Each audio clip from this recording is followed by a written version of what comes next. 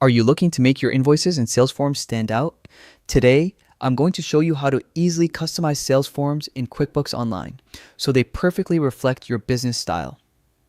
This process is quick, simple, and won't take more than a few minutes. First, log in to your QuickBooks Online account. If you're already signed in, you can skip this step. Once on your dashboard, make sure you're using the correct profile to access all the features you need. Next, head to the top right corner and click on the settings icon.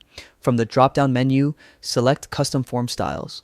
This opens up a world of options to personalize your forms. Click on your default form to start editing.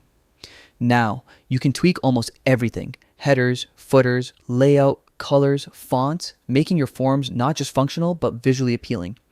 You can even add your logo to reinforce your brand identity. Take a moment to adjust these elements until your form looks exactly how you want. Once you're satisfied, click Done to save all changes. From now on, every invoice or sales form you send will showcase your business's unique style, helping you look more professional and leaving a lasting impression on clients. Customizing your forms isn't just about aesthetics. It's about creating a professional, cohesive brand experience that sets your business apart. Take the time to explore these options and see how a few small tweaks can make a big difference.